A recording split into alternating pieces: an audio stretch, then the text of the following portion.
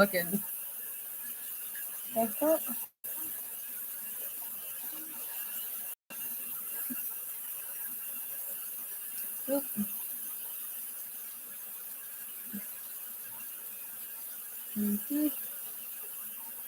You better than what it is.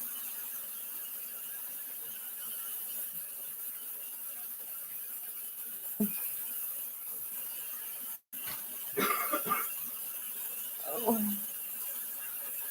Okay.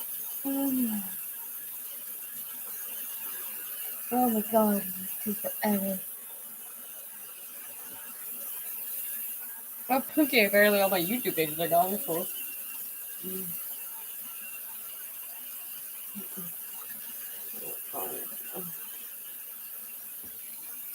Let's see if we can find anything that I want.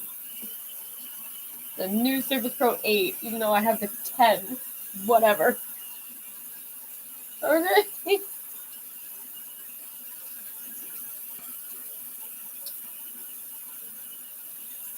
Are you fucking kidding me? Cheapest rent in Canada. Cooperative housing. Go fuck yourself. You and your $4 million Victorian homes.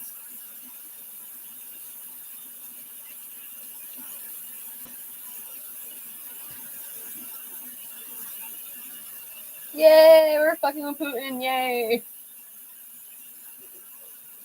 Oh, we're fucking with Putin really hard.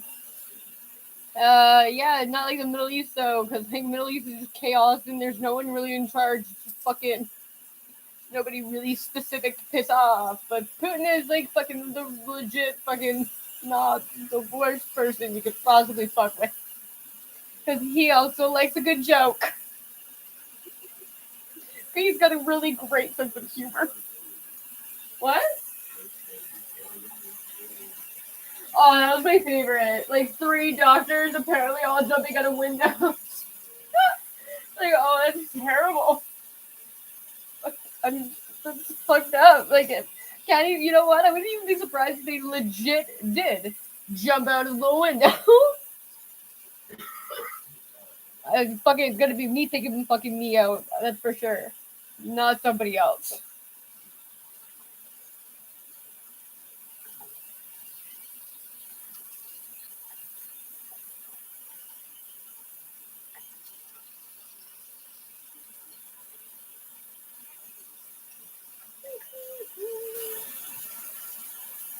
My God.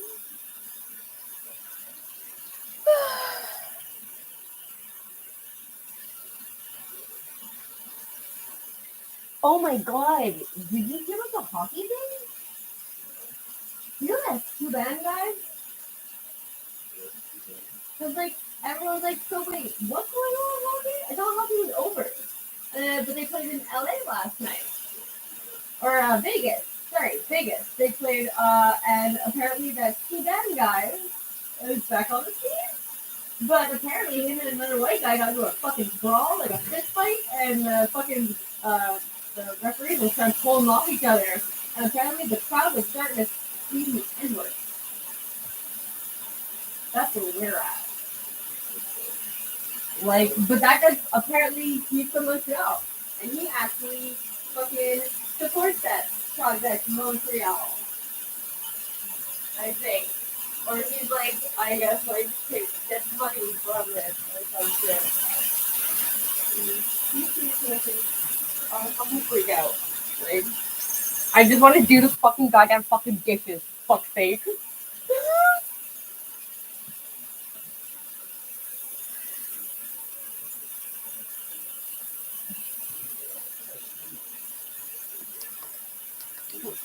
What? What? There's some half meat and some is like fucking it's mixed.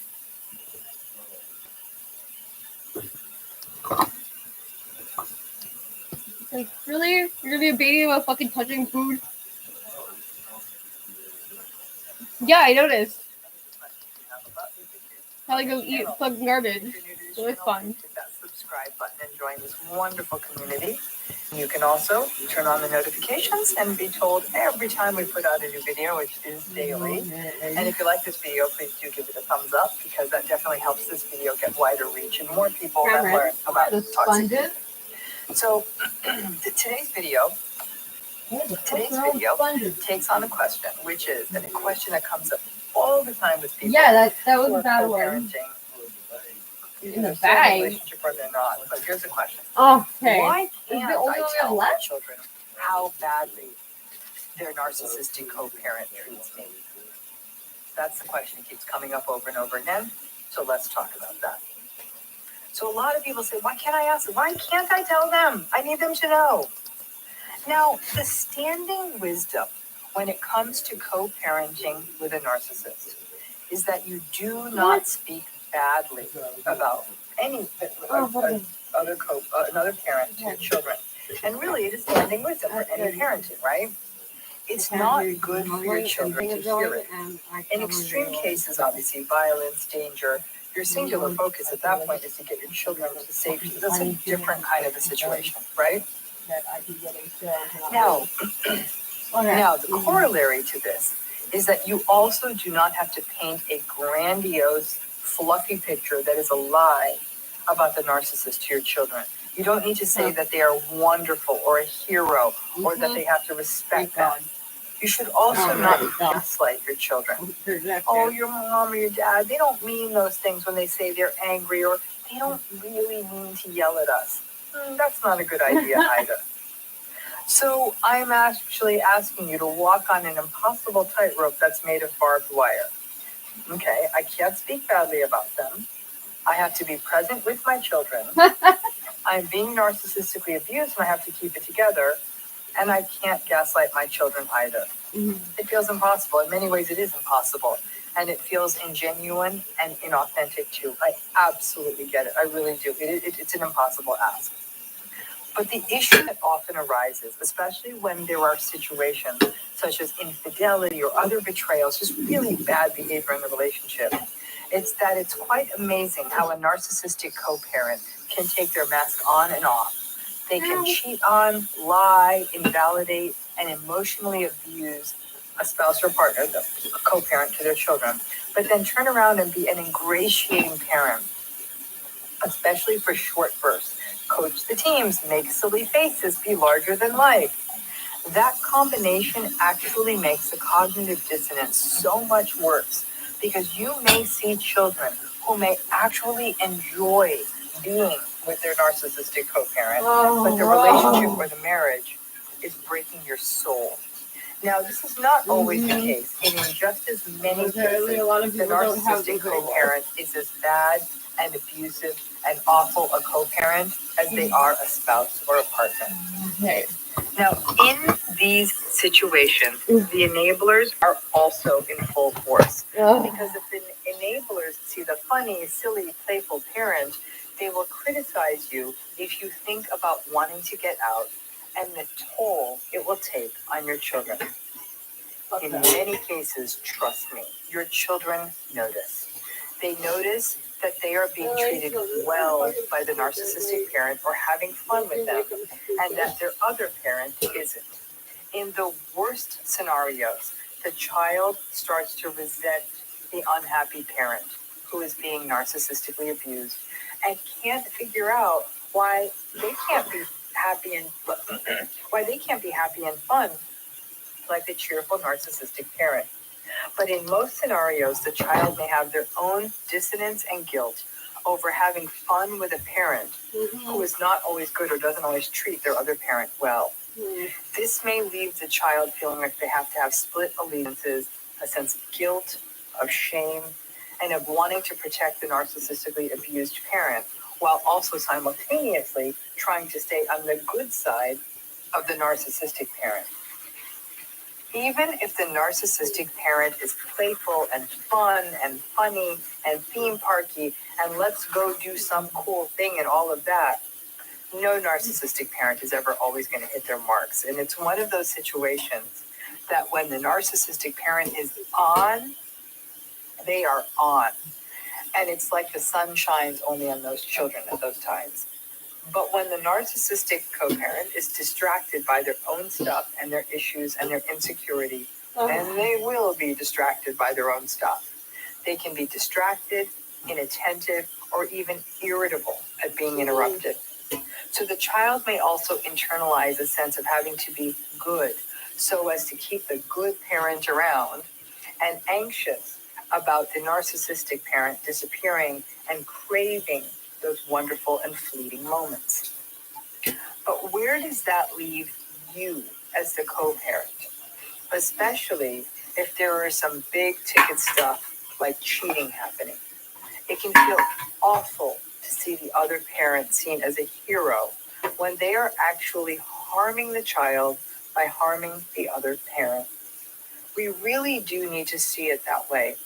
The way the narcissistic co-parent treats the other parent in the relationship is not independent of the children. To harm a child's other parent is also harming the child. Oh, absolutely. So if after hearing all of this, you're saying, hey, yo, Dr. Romney, stick to the question. Why can't I let my kid know that their Disneyland mask-wearing parent, who is fun and funny and silly and takes them to do such fun things, is actually an immoral, unethical, awful, psychologically abusive person? Oh, dear. Well, my answer is not an easy one. First of all, I really want you to ask yourself, why do you want your children to know this? People have told me that they want their children to know what the co-parent is about, so they don't think that their parents' behavior is acceptable. Or so they will take my side or support me because I desperately need it. Or so they will understand better if we do get a divorce. Or I want them to see the different masks that their narcissistic parent wears.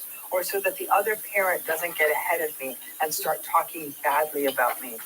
And with a narcissistic co-parent, that's going to happen anyhow. They probably already are talking badly about you. You piling on to the negative talk too makes you look as bad or as confusing as your narcissistic co-parent to the kids. Giving children information or situations or images that they cannot yet fully process isn't okay. We never want to put a child in a position where they have to choose sides, least of all between parents. Listen, lots of children pick up on their parents' narcissism, especially when they get to middle school and older.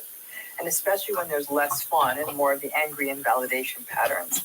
And it's a terrible legacy for a child. But learning that their parent is a narcissist will not make that legacy any different. The abuse is the abuse. What's more important is that they do know that when their parents' behavior flares up, it's not their responsibility, or that they did not cause it. And I understand in every cell of my body why you want the children to know. But the long game is to not weigh your children down with this stuff. Even in adulthood, when we see the narcissistic people around us get away with it, get away with everything, it feels awful. We want to say, hey, what are you doing? Why are you supporting them? They are a narcissist. But we can't win at that. With children, it's a lot more complicated. Again, it's walking that razor's edge of being a good parent or being in a terrible relationship and not speak badly of the other parent, but also not gaslight your children. And not making promises to them that their other parent is going to change or be less angry, or that their other parent is just having a bad day, or that they have to just completely blindly respect a parent, even when they're behaving badly. I wish so much that I could really confidently give all of you the reassurance that someday all of your children coming out of narcissistically abusive relationships will see it clearly, that they will see the damage the narcissistic parent did to you, that they will see the narcissistic parent for who they are. Unfortunately, the best answer I can give you there is sometimes yes, sometimes no. And frankly, there's little rhyme or reason to it. Some of it is an interaction between the child and the parent. Golden children who may have temperaments that are well matched to the narcissistic parent may go through life viewing you as the problem, which is devastating, especially when you're trying to protect them from everything. In some cases, the narcissistic parent succeeds in spinning a narrative about you that is damaging or even deceitful. In some cases, the narcissistic parent will buy them off, and the power of that really starts showing in middle school, into adolescence, and young adulthood. In other cases, because the narcissistically abused parent may appear anxious or sad or distracted by the trauma of the abuse, the narcissistic parent can step in and paint a picture of the abused parent as ineffectual and not present. None of this is fair, none of this is right, but all of it is potentially possible. In the best cases, your children see it, and as they get older, they craft a deeper relationship with you. You will still have to live with the grief and pain seeing what the narcissistic parent did to your children's mental health. But in the best cases, the children do their best to create some sort of well-boundaried space with the narcissistic parent, or distance themselves or go no contact and see you clearly. As I said, there is not much rhyme or reason to this. As adults, they may ask you about it, and you can unfold that story in a way that accounts for what they do and don't want to hear. Even as adults, they may not want the whole story. Some people may even seek out therapy alongside at the same time with the same therapist with their adult children to have these conversations. You telling them about the other parent doesn't stop any of these difficult things from happening. In fact, it may make it more likely. Again, it's the impossible tightrope of being the best parent you can be. Get the support and help you need. Don't gaslight your kids. At the same time, though, have the restraint to not speak badly about the other parent and get through the days. I know how tempting it is to say, look at what your parent is doing.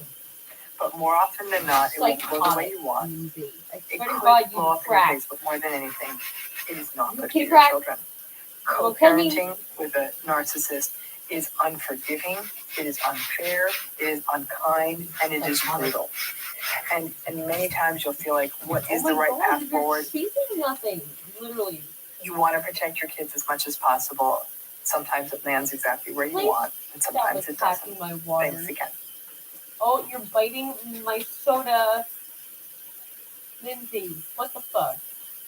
You're fucking ball. She just really pulled the fucking soda out with her mouth. Hi everyone, it's Dr. Robin. Welcome back to this YouTube channel on narcissism, narcissistic abuse, and all kinds of issues related to toxic people and toxic relationships. Today, very useful video. I'm going to be talking about the different types of baiting. Before we get to that, as always, I invite you, please subscribe to this channel. If you're interested in doing more work on healing, a reminder too, go to the video notes, get more information on the deep dive into healing program we've got. But let's talk, though, about the different types of baiting, because it's such a toxic dynamic. Baiting is one of the most nefarious and insidious dynamics of the narcissistic relationship.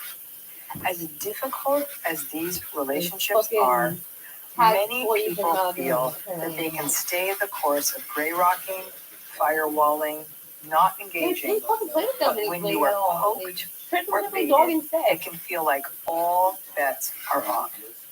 Many people have said to me, come on, expecting me to stay completely neutral in the face of someone insulting my kids or my family or my work or my traumas.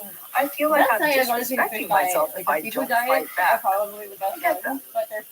Baiting is a gambit that works really well for the narcissist, and it pulls you in multiple directions. I know I'm not supposed to respond, but I don't want to be a doormat, and then I hate how I feel afterwards when I don't engage. It's very complicated. One thing that can help is to recognize the different kinds of baiting. And listen, I only know what I know. If there's a kind of baiting that you have experienced that I don't talk about here, please let all of us know about it, and please drop it in the comments. So, let's start with number one. How dare you gray rock or firewall me baiting? Gray rock and firewalling, the non-emotional responding style to a narcissist, is a tool for existing in the relationship if you can't leave it. It involves being neutral, sometimes flat emotionally, and not sharing about yourself. She wants to hunt narcissistic person does not like that. And she just calmness means that they aren't getting the satisfaction of a rise out of you, and they want to know that they still have that power. So they bait. And if they bait enough, you will break. And they will get the satisfaction of seeing your emotion, which frankly regulates them. They do not like the idea that someone stops giving them narcissistic supply in any way. And you getting upset, it's a form of narcissistic supply. Number 2 is the I want to feel better after my tantrum baiting. Narcissistic people are often quite dysregulated, especially when they do not get their way. But they also know that to be too ragey and screamy is not a good look. Their impulsive rage means that they regularly have unattractive blow-ups. And in more cases than not, they know that those blow-ups make them look bad. Misery loves company, and foolish behavior looks less foolish if someone else is behaving in a dysregulated bad way at the same time. So they want other people to throw tantrums too, right? It makes their tantrum look less bad. So they will bait you after they have one of their meltdowns. Maybe they will blame you, but however they do it, then your visible or anger or your visible emotion means that their tantrum, at least in their eyes, wasn't that bad. Number 3 is the I am going to use your vulnerabilities against you baiting. Remember how you thought once upon a time that this relationship you had with this person was so open and they were sharing so much so you could be so vulnerable. What would unfortunately happen is that all of those vulnerabilities, traumas, family issues, even past experiences you felt bad about that you may have shared are all brought back up and used against you. For many people, this can foster a sense of self-blame because people will blame themselves for sharing about themselves. And please don't do that to yourself. It's natural to want to have the connection and the intimacy of sharing. No, And when the narcissist throws the vulnerabilities you shared back at you and you react strongly, you'll be caught in the mess of feeling a mix of emotions of having this past experience thrown at you and managing the emotions that you may express. Number 4 is the I am going to make you look bad in front of other people. Like just space out, and my boss talking to me. When you're in a close relationship with a narcissist, they actually do love to make you look bad in front of other people. It allows them to maintain dominance and superiority in front of others, while leaving you looking sort of foolish or somehow less. And maybe even leaving people feeling that the narcissist is the unfortunate one if they have to be with someone like you who is just not doing so well, isn't as good as them. So the narcissist may say things in front of others that you may feel compelled to defend, you might be horrified that they were shared, and you may either react and get upset in front of those people or react later in private.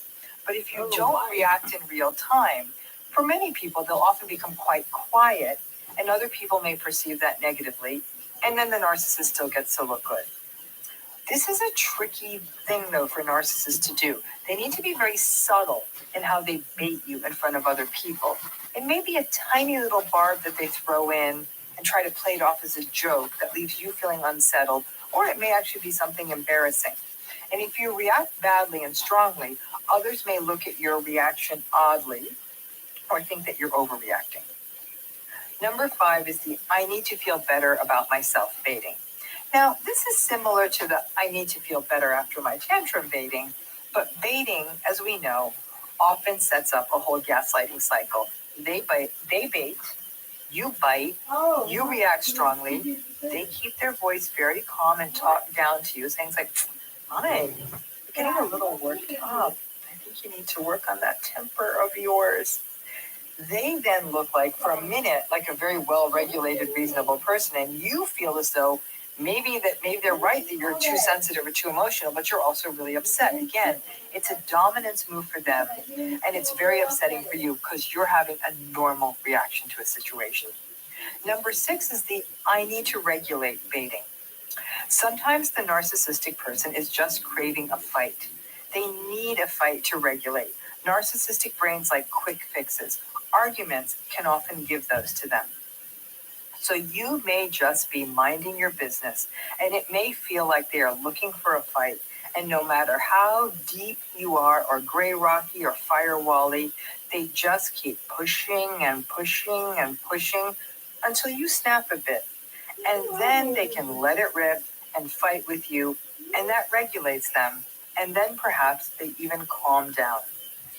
Narcissistic people cannot regulate themselves. They need stuff outside of them: drugs, alcohol, sex, spending, or yelling at people. Don't be their drug. If it's possible, get out of the space.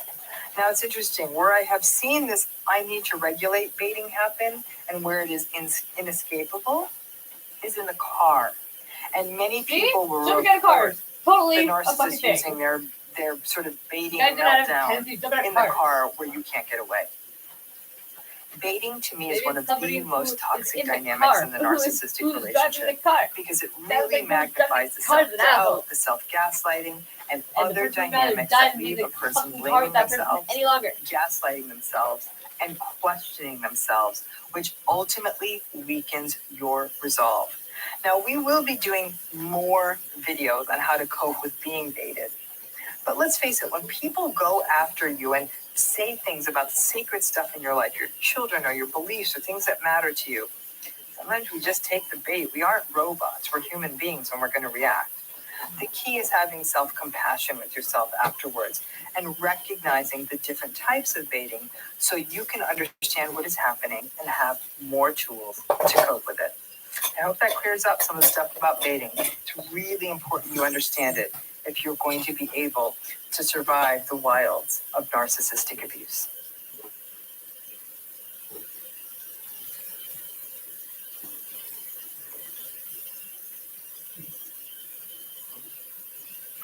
Talk to my husband and tell him he has narcissistic personality disorder. I'm like, no, absolutely not. Please, I would love to do that. No win there. So that's a lot of the struggle here, is that, and you know what? The pattern of narcissism, it's awful. They may be fine with it, but you as the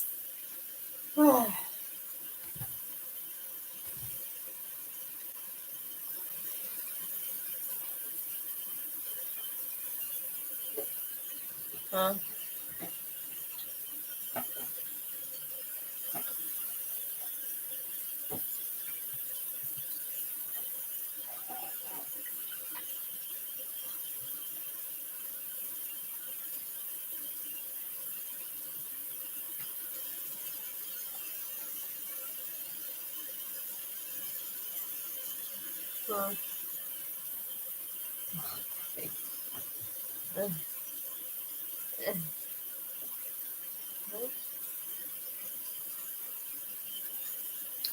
I don't know. You guys want to eventually eat?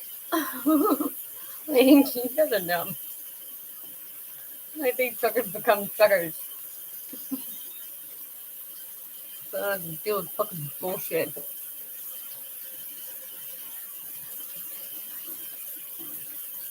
Oh dear. Oh no. I didn't do this fucking Jesus thing. Let's talk about That's apparently what it is. Dan Crenshaw. Let's Apparently, talk about Congressman Dan Crenshaw. He was confronted by a young woman down in Texas at, I believe, the Tea Party meeting, who was trying to ask him about the differences between how he portrays himself when he's speaking to a broader podcast audience and when he's back home speaking to his constituents and how he portrays himself. Let's take a look at how that went. Very much so, I can tell. Crenshaw said, quote, "The most important thing here is that we have important hero archetypes that we look up to. Jesus is a hero archetype, Superman is a hero archetype. Real characters too. I could name 1,000. Rosa Parks, Ronald Reagan," end quote. I can't wrap my head around this. Well, I'll help you. Couldn't carry it out the word Jesus, no question my faith. Wow. Wait, a 10-year-old girl? Yeah, you don't talk to a kid like that. Oh, boom, Jesus. Questions about all of these things, and I will answer them. But don't question my faith. I can question your faith if this is what you said. You can I think it's because you fucking you get fucking rich. That's ridiculous. Of course he's the son of God.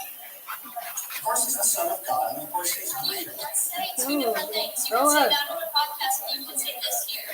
Fucking People subtitles. would have understood it that way. I think you're twisting it that way. It's just not very Christian. Let's go, Brandon. Let's go, Brandon. It's not. And I'm not going to have my faith questioned. I'm not going to have my faith questioned. Now, that's what you might call a disproportionate response there, Crystal. But they got no dog in this fight over the, actual interpretations of evangelism. But to me, it's just extraordinarily disrespectful in order to speak to a young girl constituent that way. He lost the audience so Yeah, he fast. did. Especially when she was just quoting you, Congressman. Here is what he actually said. Take a listen.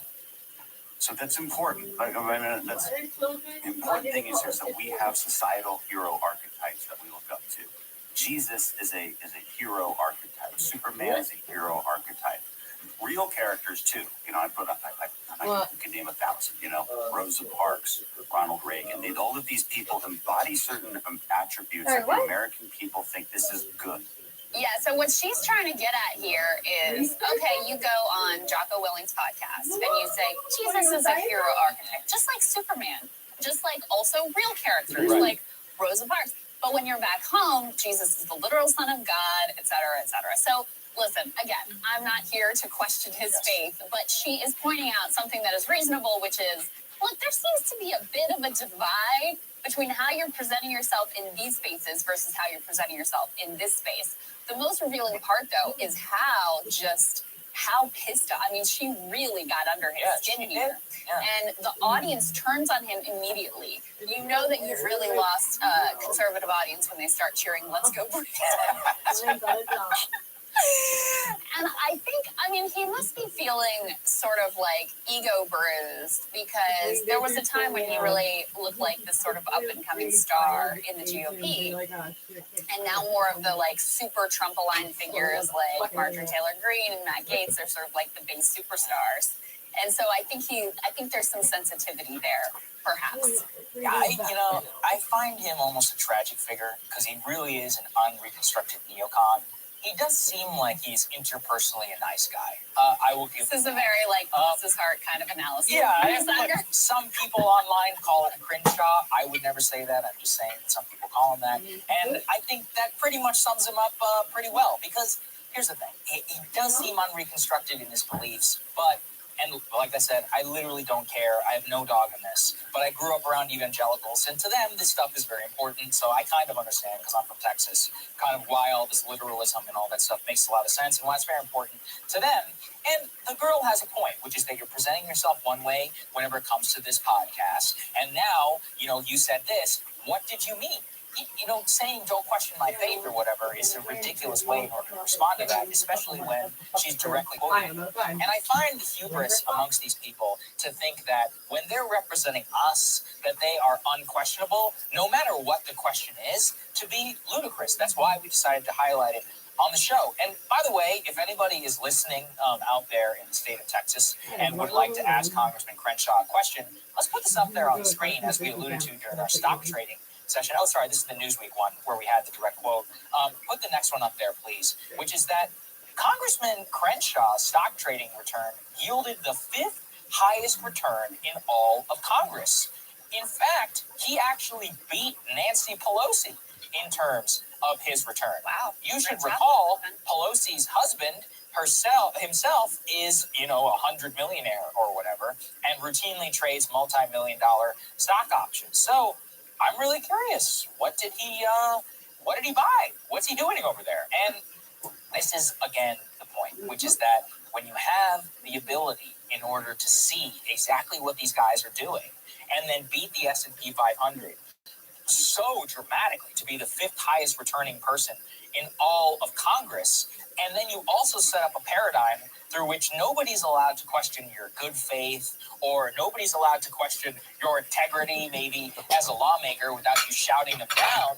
Well, I I think that is a little bit of a problem. And that's what you can see here in terms of the ego, where he shrouded himself in. And routinely, I've seen him do this with constituents, where constituents and others will confront him and he'll lecture and, kind of talk down to them. Yeah. I just think it's the most entitled attitude. It's the worst type of thing that you see amongst an elected representative. And you see some politicians who can kind of get away with this type of bullying. I mean, like Trump is the classic example, and Chris Christie is the other person I was thinking of. I mean, Chris Christie basically became a thing nationally from yelling at teachers at town hall meetings.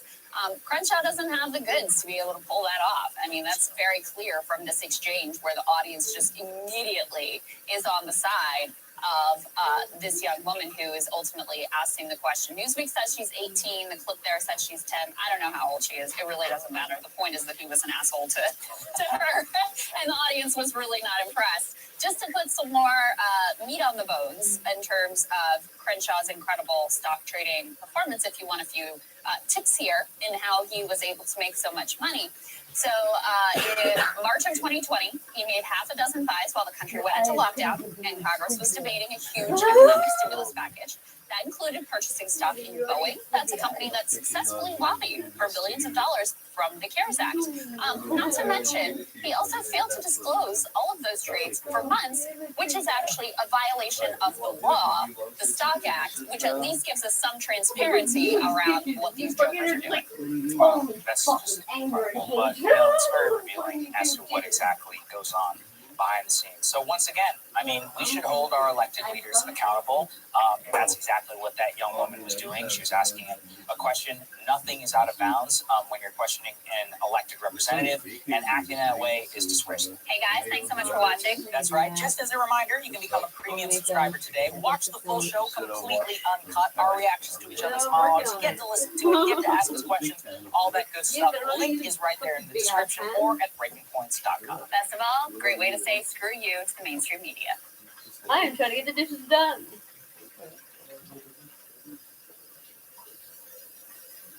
Because I can finally access the fucking goddamn sink. This is not having it cleaned, Cameron. James Wild, man. You don't understand. It's been months since I've had this place actually cleaned. You are?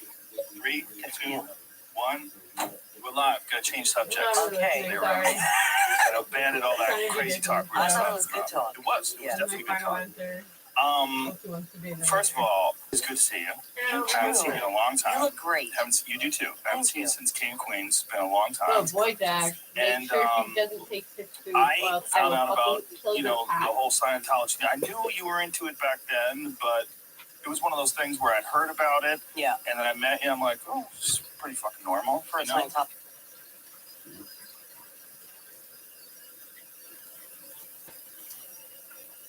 Oh boy, mister. Thank you.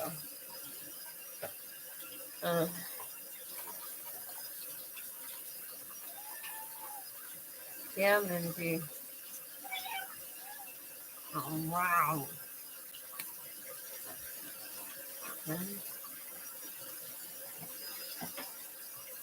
Ooh. Yeah, I was supposed to fucking.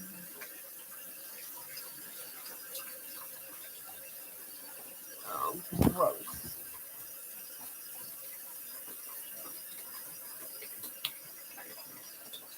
Sorry, fucking tongue with incest. No.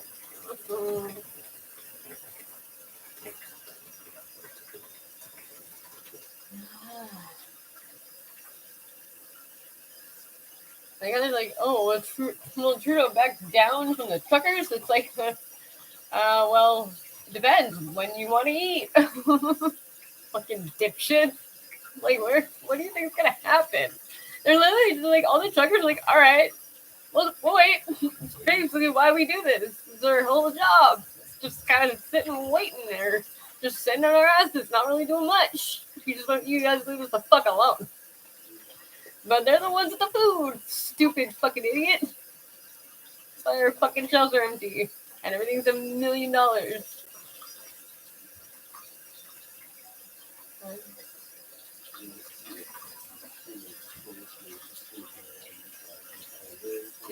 They did every fucking access point to Quebec. Every main highway for Quebec that trucks need to take, they're just chilling. They're like, yeah, we're just gonna fucking cruise, we're gonna sit fucking whenever the fuck we feel like it and like block fucking traffic and shit. Cause a fucking nuisance and all that shit. But like, seriously, are you stupid? What do you think the fucking end game is here? You lose. You lost. What are you doing? Fucking, obviously you can afford it, fat fuck.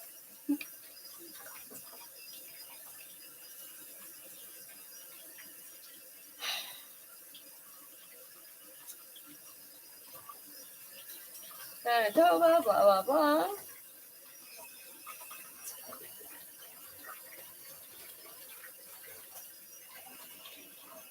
Fucking Prince Andrew, that's just hilarious. He got decrowned or some shit? Deroyaled? Like what? What does that mean? Has Justin Trudeau finally met his match when it comes to the upcoming truckers' No, convoy? I don't know. Is this going to see the federal Liberals back down and admit that the vaccine may...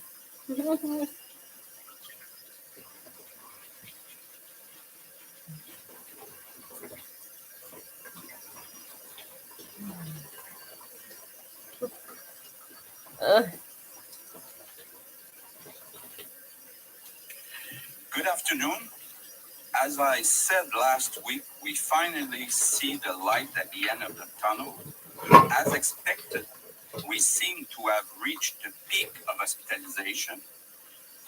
Yesterday, we had a net drop in hospitalizations of 14.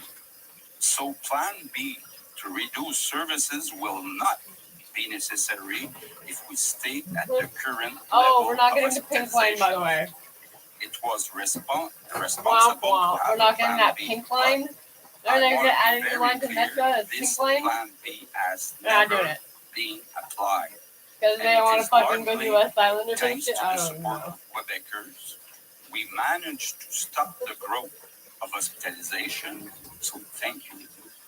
We are still at 3,400 COVID hospitalization. We don't know how long it will take before it goes down. There's a The movie about it. situation will Gangs in continue New to York. be difficult for the next few A weeks. very, very I great fucking understand movie to that watch. we are But all that tired, movie is basically but explaining lives are what's at happening stake. now, which is very I'm fun. currently Because Laval under fucked a up, lot of they're all pressure to Italians and they were remove to play measures, ball, and but now they're my not. duty So they're is like, to oh, be Laval is even responsible called Laval, you know to that? protect the Sorry, lives of Quebec. Quebecers. Because it's So not by let's be Quebec. careful. Let's I'm be like, okay. patient. Longueuil Think too. of the staff Longueuil, in our they're out. hospitals. We will eventually get out of this together. What? Thank you. Well, it's a, oh, fuck. Like,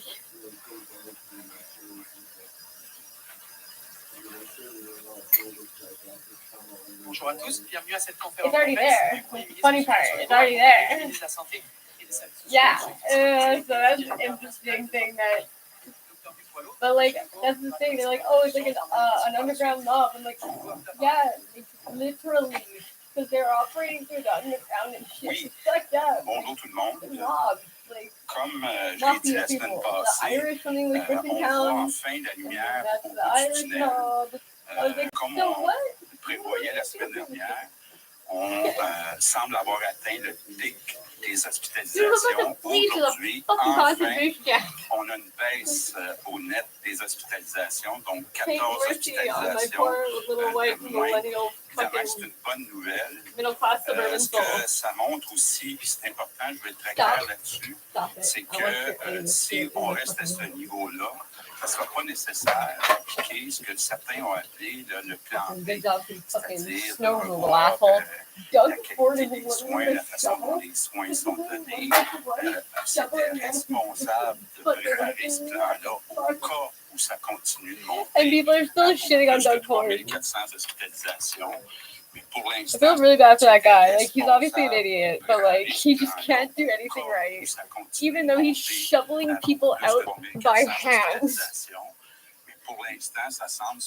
And people are just like, what the fuck, Doug Ford? I'm like, what the fuck? You guys are still mad? Like, it's literally a fucking fucking out on the street with you guys showing your cars out. What the fuck? I literally almost fucking ran into a giant dump truck. That was empty, and they were like fucking 20 fucking million of them, like lined up on residential streets, like right off the fucking 20. I was like, oh my god, like what are you guys doing? What is this fucking like? What are you doing? Get the fucking snow! And they did this last year. Remember we saw them on the 20, and they would line up on the fucking on the 20 at like 11 o'clock at night. Right? It was like a fucking, what do you call it?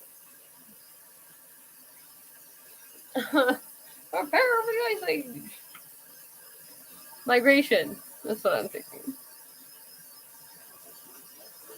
Yeah, that's what it looks like, but with dump trucks for snow that are empty.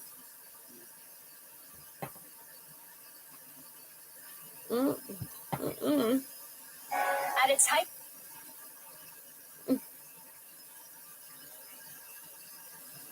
8 years ago, thank you. Oh. Nope.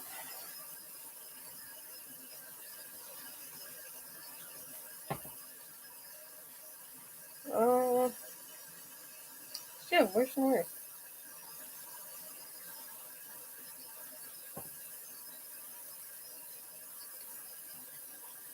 Alright, why not?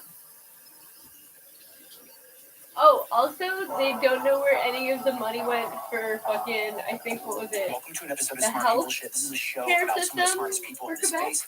Today, in this special episode, I'm not bringing a They guest can on. I'm count. going to be talking Nobody about here can some of count, the comments that came out of Pierre Poilievre from Canada. He is one of the members of Parliament up in Canada, and he gave a speech on the Parliament floor that was really incredible. It has over 2 million views on Twitter already. I'm sure it's got tons of other views on various other platforms. But some of the things that he said around money are so important that I really wanted to play this video and break it down for everybody here today. Before we dive into Pierre himself and the video that where he's talking on the Parliament floor, I wanted to break down a little bit about his background, who Pierre is. So this dude is a member of Parliament. He has been serving since 2004.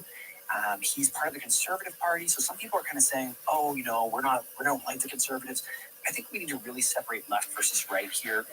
We need to really separate any sort of partisanship when it comes to talking about Bitcoin.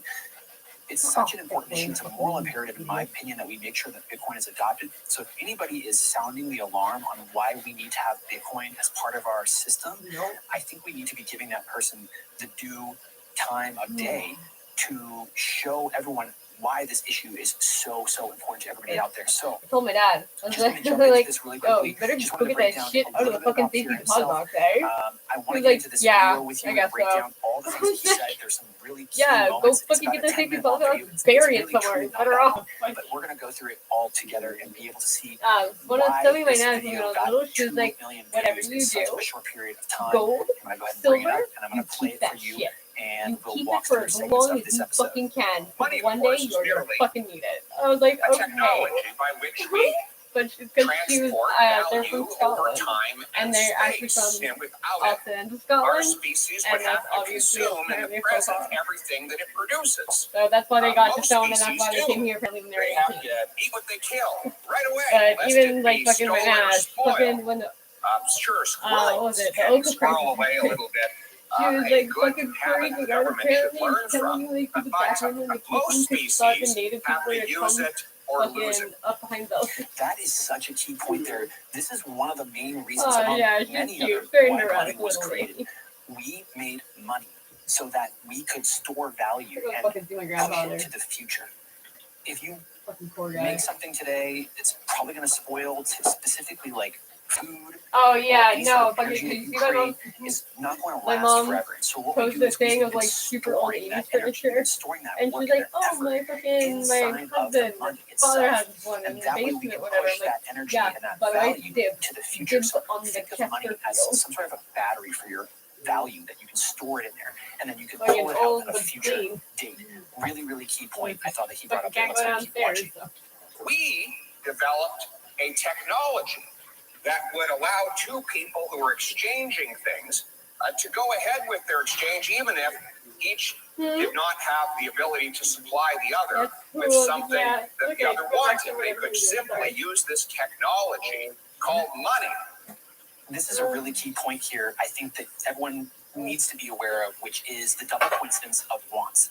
So before money was created, we had this really, really big economic problem, which is that if the cow farmer and the chicken farmer meet, and the cow farmer wants some feed for his cows, he wants the seeds that the chicken farmer has to feed his cows. But let's say the cow farmer doesn't have anything the chicken farmer wants. Maybe the chicken farmer wants some milk, and the cow farmer doesn't have any milk left. He might have to go find another cow farmer and say, "Hey man, can I borrow some milk from you so that I can trade with this guy, or can I give something to you so that I can have enough milk to be able to go buy seeds?" People in New York literally have them like on their fire escape, a little chicken coop, and there's hens in them for eggs. I was like, no fucking shit, that's crazy.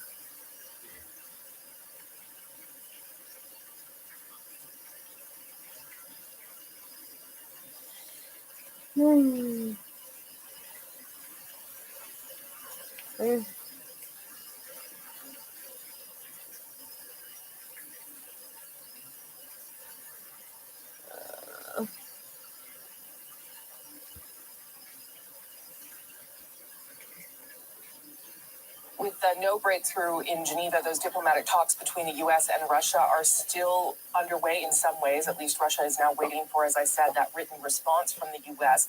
But Russia's rhetoric certainly isn't convincing Ukraine or its allies, as you just heard. Canada's sending some economic support. But earlier I spoke with Andrei Shevchenko, Ukraine's former ambassador to Canada, about the reality on the ground and his expectations from this country. Mr. Shevchenko, thank you for joining us this morning. Appreciate it. Great to be back, Rosemary. Tell me, what is the feeling on the ground in Kyiv where you are? I don't know if perhaps things have become less tense after the talks between Secretary Blinken and Sergei Lavrov. What is the sense there? Not much relief here after the talks. I would say it's tense but calm here. Well, you should not forget that my country has been in this war for the last 8 years, so we had to find our way to cope with this. One big new thing on the ground is this territorial defense system, which is designed to absorb people, civilians who are ready to to defend the country. So I think people are getting ready for different scenarios, and we're ready to fight for every house and every street if necessary. As I'm sure you know, during that meeting with Secretary Blinken, Sergei Lavrov repeated again that Russia has no plans to invade Ukraine. First of all, do you believe that? And if not, why are they saying that? What do you think their strategy is here? Well, we don't believe them, and again, we don't think anyone should believe them in this situation. And I think we have a mixed feeling after this negotiation. Of course, we were very pleased to see this very firm position by the United States of America and this very clear promise of support for Ukraine. On the other hand, the very fact of this negotiation is very disturbing. Why do you mean it's disturbing? Is it not at least a good thing that diplomatic channels seem to be open or continue to go ahead? No. Rosemary, I do have a lot of faith in diplomacy, but we also should tell very clear difference between diplomacy and blackmail. And I think this is exactly what is happening. And imagine a situation when you hear your two neighbors discussing what they're going to do with your home or with your backyard. And actually one of them is clearly saying they want to live in your dining room. So your only hope is that that second neighbor, a good friend of yours, would be very firm and clear and would do no compromise on your future. So that's pretty much the feeling that many Ukrainians have about this. But again, we are very pleased to see very strong solidarity within the free world to support Ukraine. Just over the past 24 hours, the United Kingdom says it has uncovered a Kremlin plot to overthrow the Ukrainian government and install a pro-Russian regime in Kyiv. They didn't offer what proof they have of that assertion, but they did make that statement publicly, which is highly unusual. What do you make of that claim? I think it's one of the many scenarios that the Kremlin has been thinking about. I don't see any good, reasonable grounds for such a scenario here in Ukraine. Because here, I think the public opinion is very strong and extremely strong in support of Ukraine's independence and in support of Ukraine's sovereign right to choose its own future. I can hardly imagine any Ukrainian politician playing in that kind of games with the Russians today. But again, we should realize that there are many scenarios that probably they have on the table in the Kremlin. What kind of support do you want from allied nations? You know Canada well. You know that over on Friday we announced a $120 million loan to Ukraine. There we go. I've spoken to the former President Poroshenko, who says there should be more. What would be helpful from allies right now? Right. First of all, this sign of support from Canada was very timely, and it was warmly welcomed in Ukraine. And we will always remember that Canada was one of the very first nations to stand next to us in 2014. And we expect more things from our allies in the West and from Canada. When we talk about Canada, there are three things that we particularly ask. First, it's weapons and provision of more ammunition to Ukrainian military and this territorial defense, which I mentioned. Second, it's continuation of Operation Unifier. That's extremely important. And third, it's more sanctions on Russia. The U.S. is expected to respond to Russia's requests, demands, whatever you want to call them, in writing next week. Certainly the president is working on that over the weekend with his officials. How concerned are you right now about the prospect of a Russian incursion or aggression, invasion, war, however you want to qualify it, Mr. Shevchenko? Well, of course, we are concerned, and I find this whole idea of exchange of these written notes ridiculous and humiliating in many senses. Guys, you were in Kremlin, have invaded Moldova, Georgia, Ukraine. You have poisoned people in London and Salisbury. You blew up ammo storages in Czechia. You flushed down the toilet the Budapest written memorandum protecting Ukraine. And now you demand from the US a written promise actually to betray its Eastern European partners. I think it's very cynical, very hypocritical kind of diplomacy and blackmail. And I think Russia is turning this negotiation into blackmail and waste of time. But just to be clear, Mr. Shevchenko, should the United States not even be engaging in this back and forth in terms of the written requests and conditions? Is that going too far in listening to Russia's requests? Is that what you're saying? Rosemary, I'm saying that we would like to see a genuine diplomatic process in good faith on how we can make Russia to leave its neighbors alone and how we can make Russia start respecting international laws. I think it's something which is in the long-term interest both of Russia, the United States of America, and everyone on the planet. Okay, we will leave it there. Mr. Shevchenko, nice to see you again, even under these circumstances. Thank you for making the time for us. Thank you, Rosemary. Ukraine's allies have begun sending military equipment and weapons to that country as 100,000 Russian troops have gathered near its border, stoking fears again that Russia may again invade Ukraine, something the Kremlin denies. Despite weeks of high-level diplomatic talks, tensions remain high. Earlier, I spoke with the former president of Ukraine, Petro Poroshenko. He's now an opposition leader facing his own charges of high treason. Mr. Poroshenko, nice of you to make the time for Canada today. Thank you very much indeed, Rosemary, for inviting me and having an opportunity to keep Ukraine very high in the agenda of Canada interest. I want to talk about the threat of war, but before we do that, I do want to ask you about the fact that you are back in Kiev facing charges of treason. You are accused of making coal sales while you were president that helped fund Russian-backed forces. Is that what happened? Are these allegations in any way true? Rosemary, nobody understands what's happened, and despite of the fact that I'm in a record book of Guinness for the number of criminal investigation Zelensky launched against Ukrainian opposition, against me personally, the total number is about 120. But from the legal point of view, all the experts, all the civil activists, all the diplomats, and all the journalists, namely with one word, trash. judicial trash. There is absolutely nothing to comment, and this is disaster. And the only thing to comment, sorry. No, I was just going to say, Mr. Poroshenko, given that your belief that these are not real charges, as you say, trash is the word you use, are you worried that this is affecting the unity of your country at a time when you all need to be united? Definitely, and that's what the whole Ukraine, this is the whole our partners said, this is the worst time when Zelensky can imagine to initiate that. Again, Rosemary, these charges for high treason never appeared in the court. These charges is just dedicated with a political party and with the movement of my country back to the Yanukovych time when the political leaders of the country was under the charges and appeared in the prison. But I'm very much impressed that dozens of thousands of Ukrainians come to meet me in the airport, come to the court, and millions of Ukrainians support me. And the reason is very simple.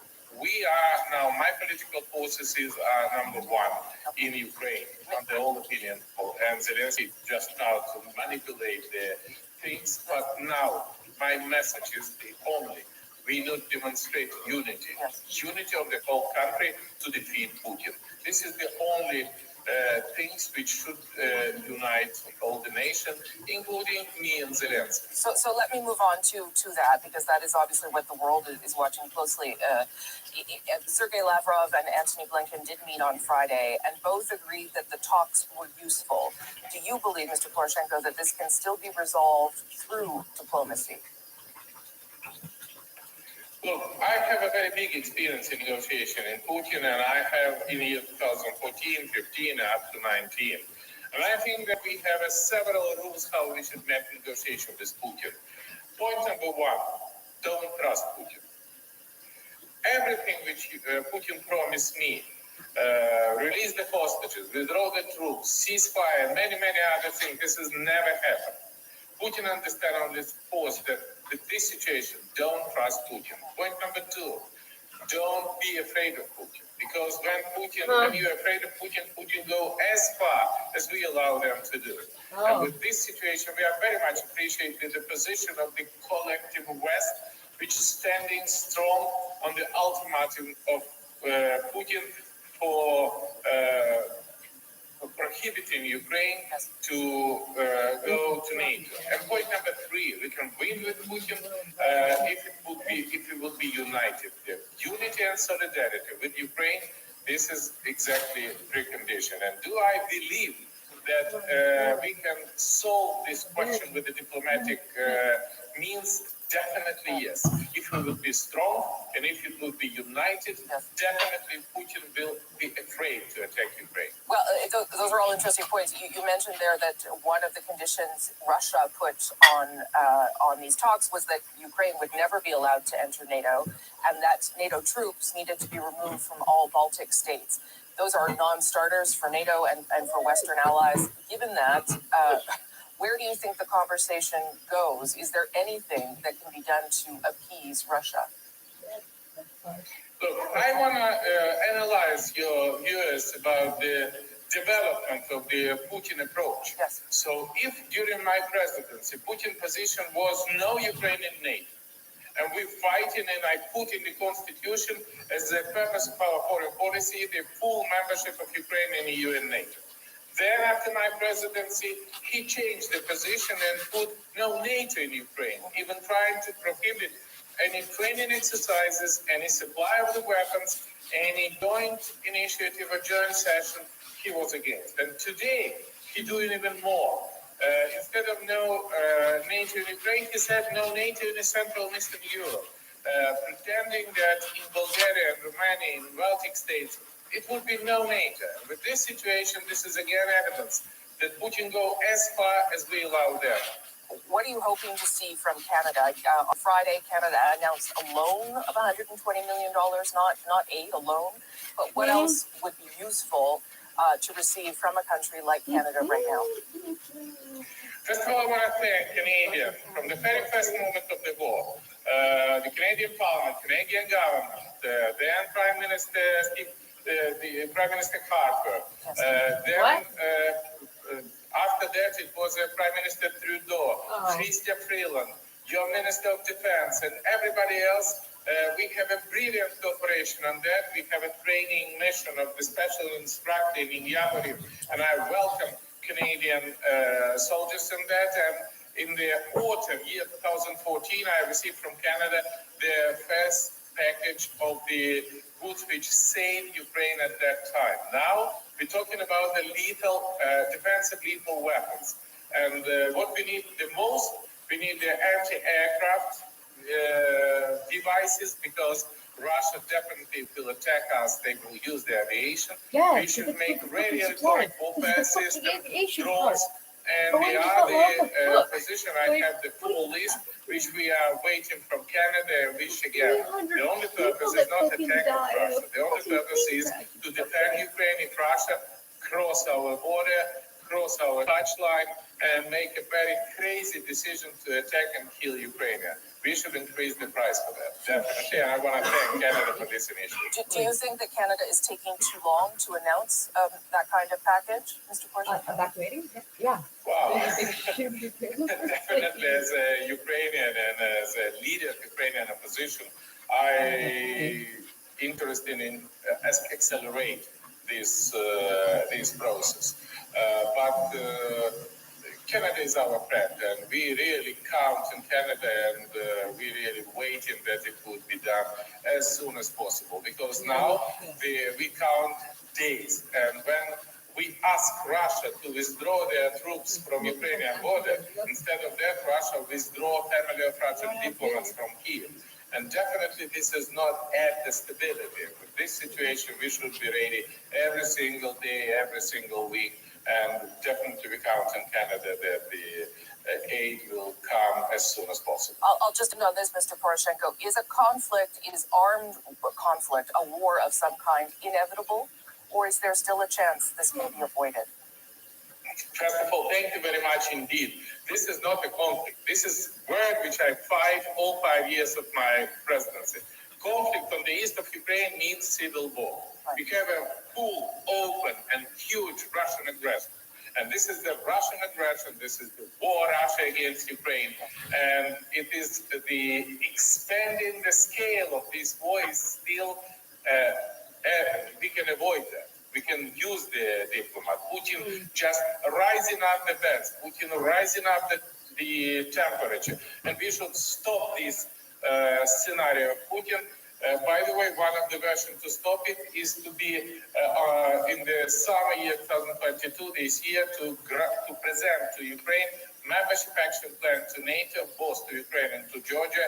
And that would be the right answer to Putin, that collective Western NATO not accepting any precondition of ultimatum which Putin expected. Mr. Poroshenko, it's nice to speak to you again during a difficult time right now for your country. Thank you for making the time, sir. And thank you for assisting us and helping us. This is extremely important. And thank all Canadian viewers. Thanks a lot. You just kept saying weird fucking, like, I guess it's, I don't understand his accent maybe, but. Right up at the end there, that last like question or two, those are good. Oh my god, I swear.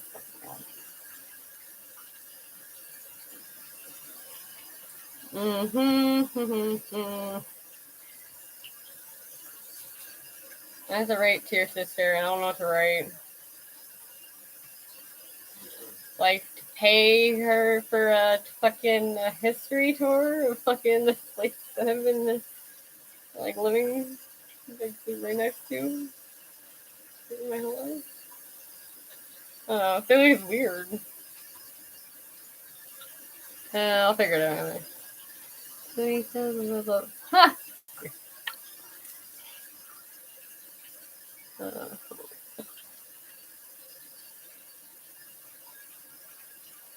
Oh.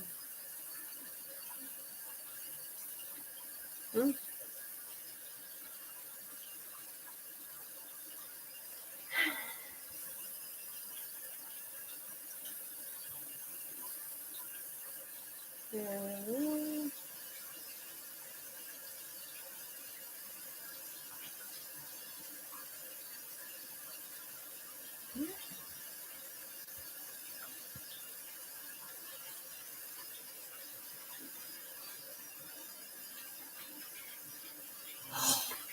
color, it's women, it's people who are marginalized, who in a lot of ways are not straight white male players. They are the targets of so much harassment. Off-ice misconduct, including harassment and bullying, has become a cultural norm facing young hockey players. That's according to a new report from an independent panel tasked by the Canadian Hockey League to review the current policies around players' well-being. To join the team, you have to be bullied, you have to go through hazing, which is very demeaning and is straight up assault.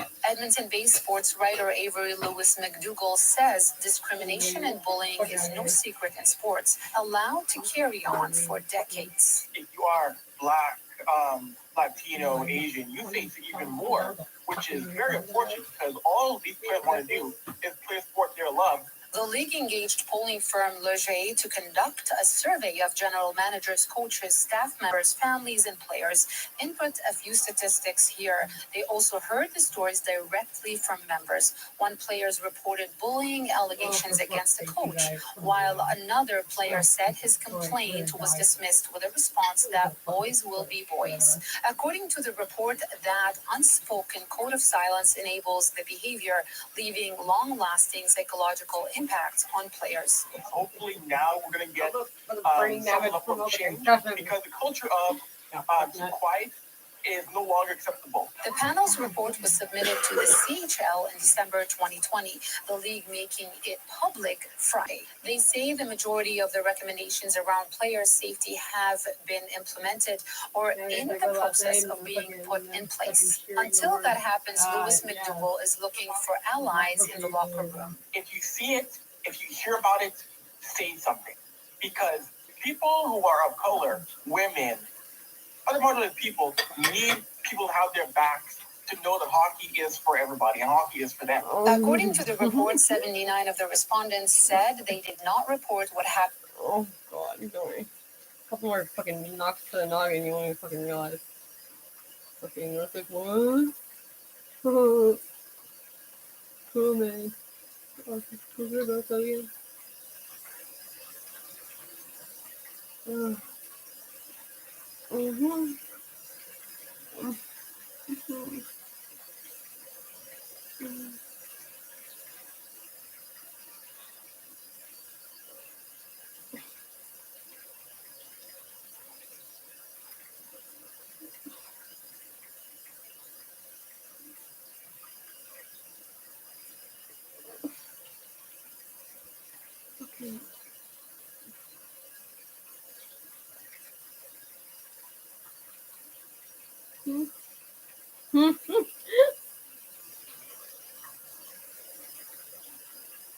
my god, really?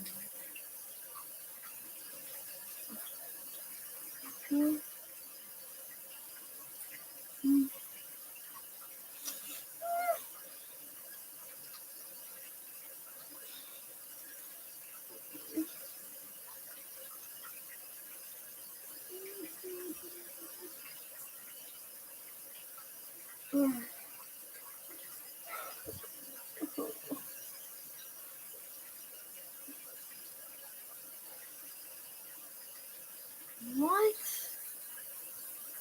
Oh. LOL. Fuck.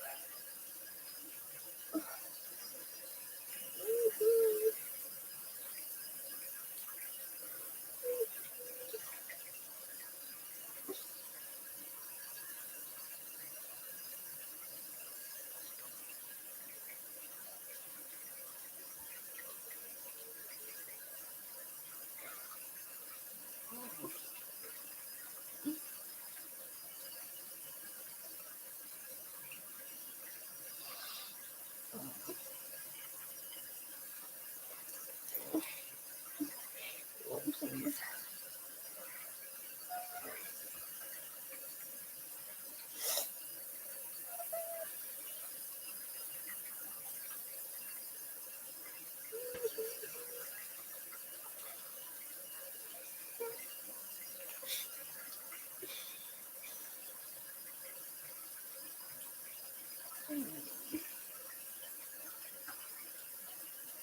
Let's go. Well.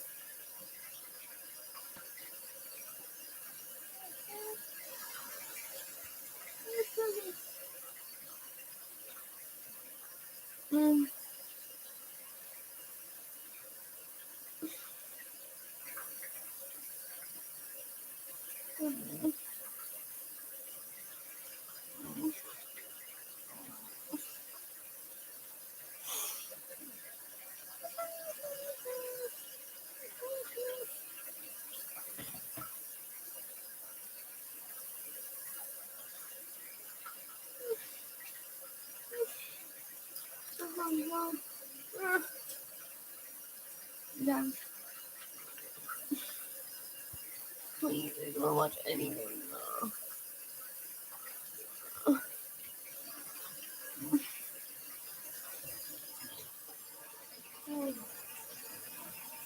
No. No.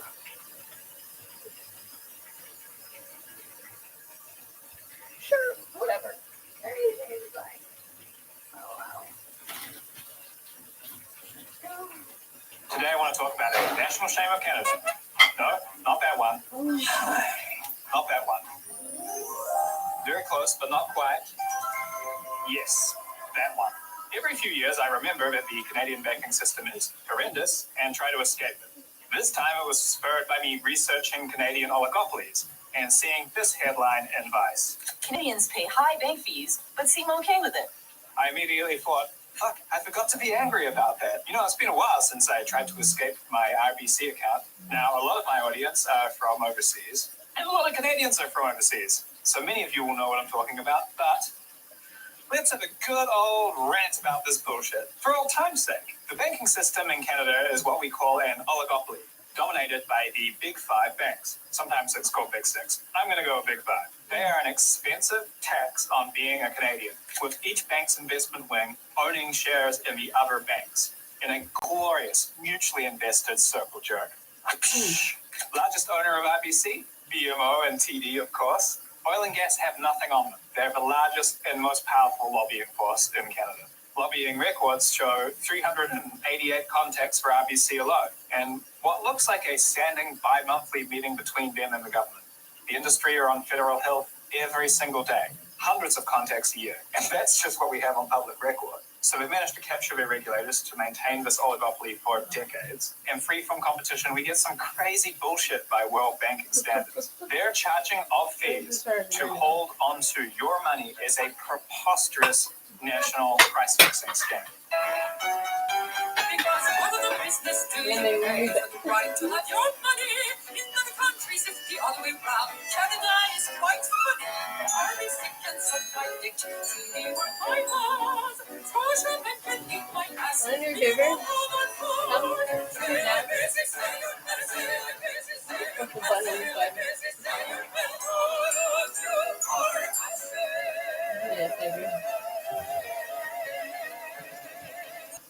When you sign up for a bank, they're going to get your business for credit cards, mortgages, investment products, lines of credit. But Canadian banks are so greedy that they also have to shaft you for the privilege of having your cash. Not a surprise, but Canadian bank stocks have been highly profitable compared to banks in even the United States. Canadian personal and commercial banking unit, which typically is the largest source of profit. In the US, a country with a notoriously shit consumer banking system, TD will let you have a fully featured checking account as long as you keep just $100 in there. What about in Canada? Effectively, the same account is $3,000, 30 times higher than it should be. But you know what is 30 times lower? The interest rate that they have on their savings account. Now, we know that over 50% of Canadians live paycheck to paycheck.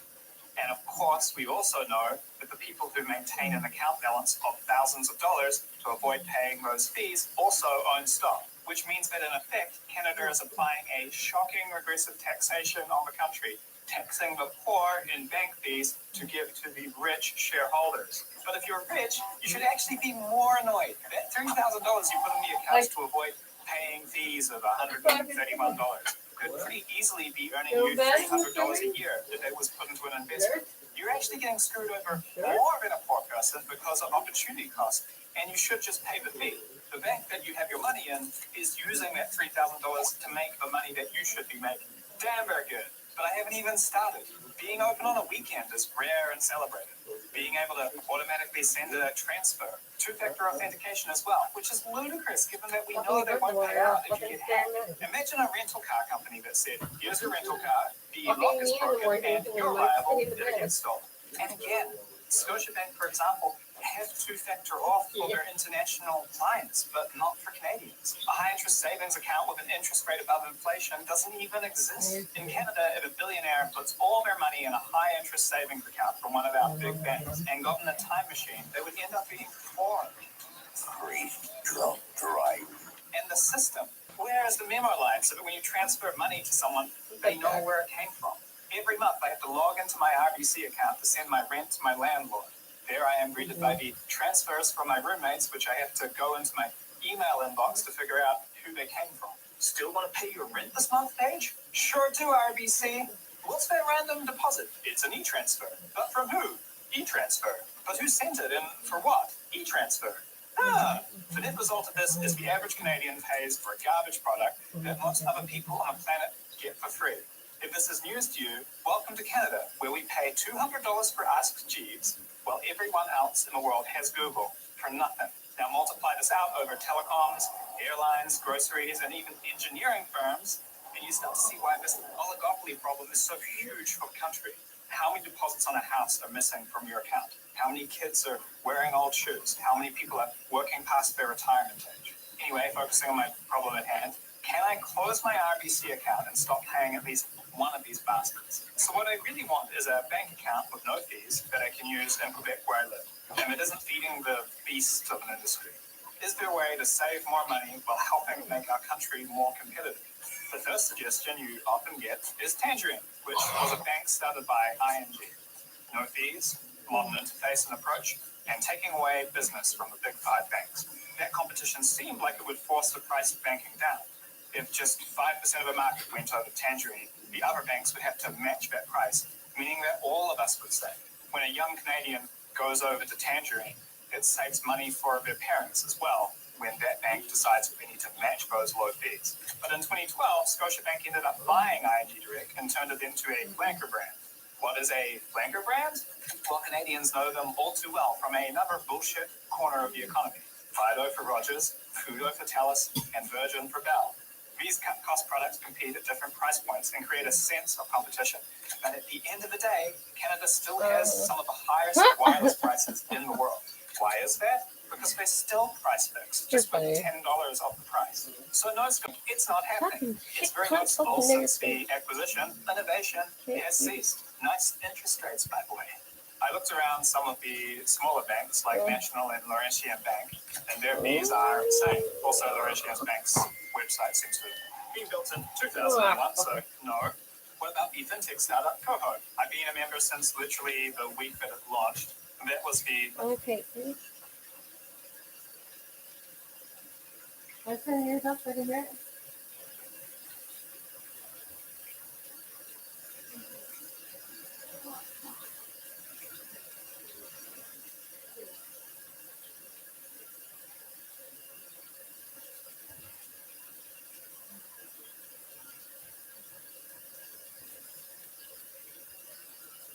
I can't hear it.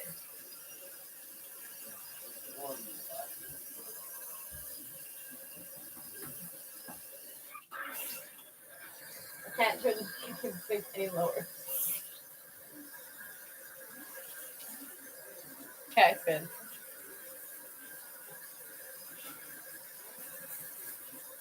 Oh,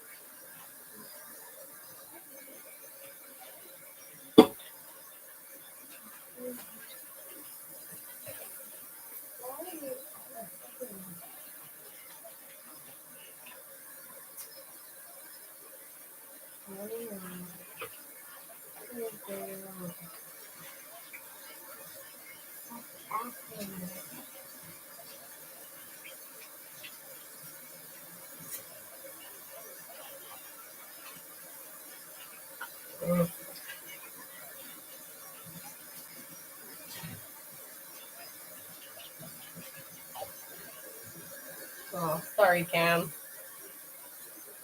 Oh, I was gonna try to save it, but like, fucking point of being very dangerous. Sorry.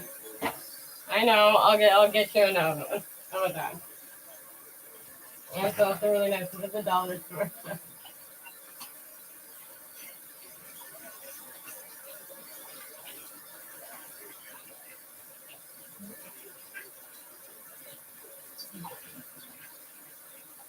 So big and promoted.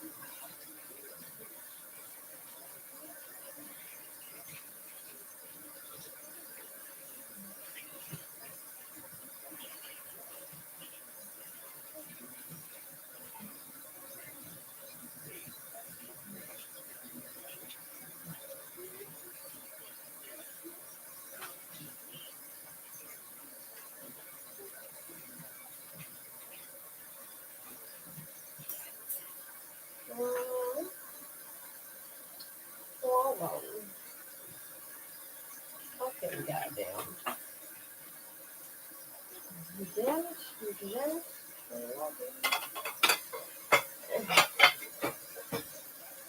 Okay, then.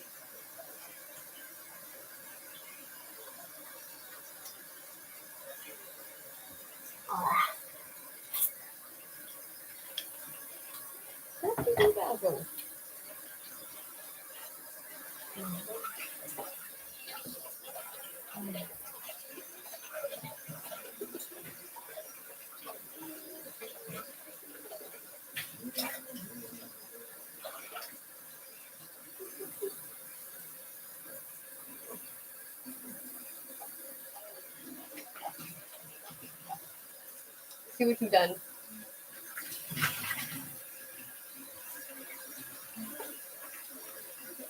Fucking humming to myself. Go back to the actual iPhone. Whatever. Yeah, see, you know what? My probably more fucked up than Psycho. Fucking assassinate and fucking make it really great.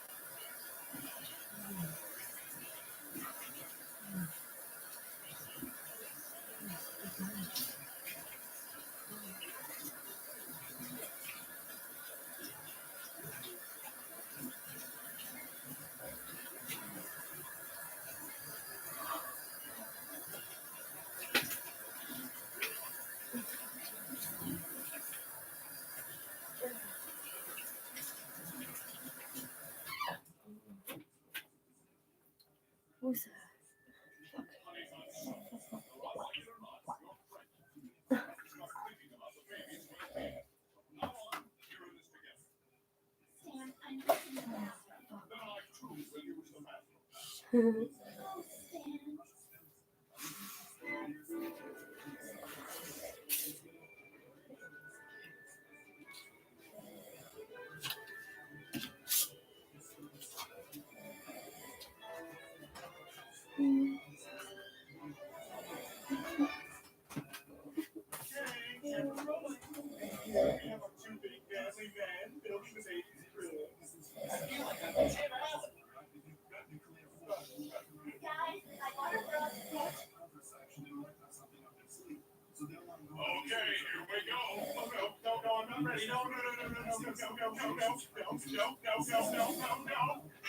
Greg, get in the car.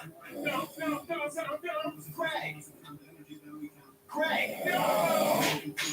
Remember in Ibiza when you thought you couldn't wade through the foam on the dance floor? Like you did that, and you can do this. Okay, my turn to stand watch. We can take you down. Ready? Here's me down a swing. How do I know you're not? I'll tell you how.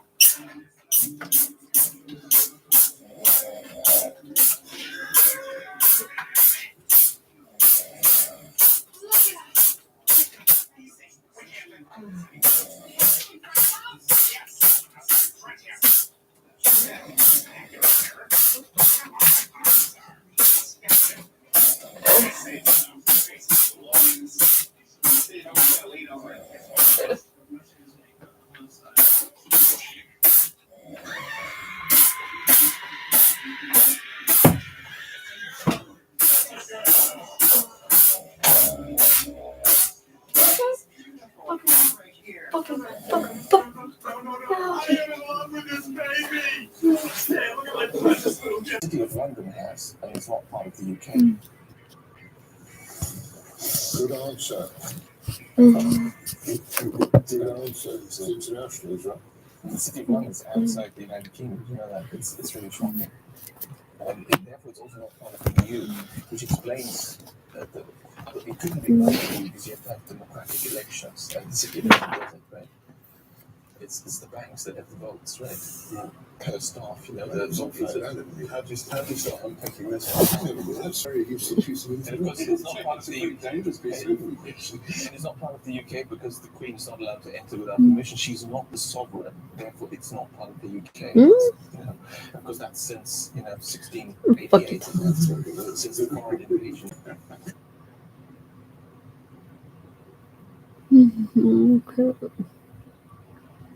How the economic machine works in 30 minutes.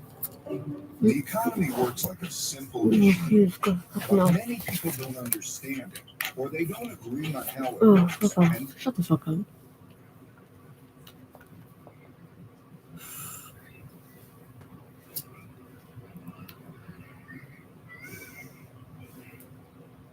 I will not comply. Oh, you guys are so gorgeous.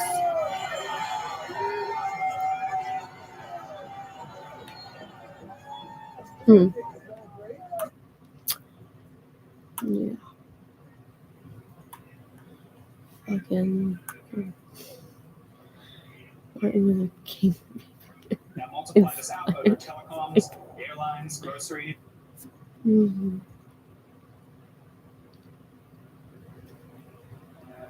Bombshell new allegations in the investigation of John Benet Ramsey's brutal murder.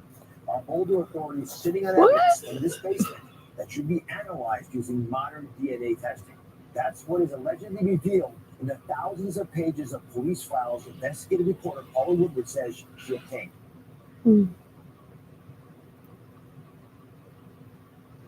This video was made possible by Brilliant, a math and science problem-solving website that makes learning fun and rewarding. And thus spoke Zarathustra. In the chapter called The Bestowing Virtue, Friedrich Nietzsche wrote something surprising. Zarathustra, a sage who is also the central character of the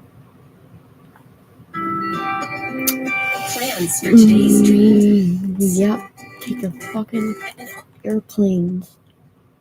book, Travel tells his followers good to stop following him. gamble. He says, I now go alone, my All good disciples. things. You too Fuck go now, faces. alone. Thus I want it. I advise you, depart from me, and guard yourselves against Zarathustra. And better still, be ashamed of him. Perhaps he's deceived you. This is one of my favorite parts of the book. I found it surprising, but interesting, that the sage would tell his followers to be ashamed of him, abandon him, and mistrust him. Why would he do that? As usual, I'm going to explore this idea through a dialogue. Because he's not a murderer. A young student spent years searching for enlightenment. Hmm. He traveled across many countries and lived among various groups of ascetics, but after years of searching, he found his quest to be fruitless. Finally, he gave up and decided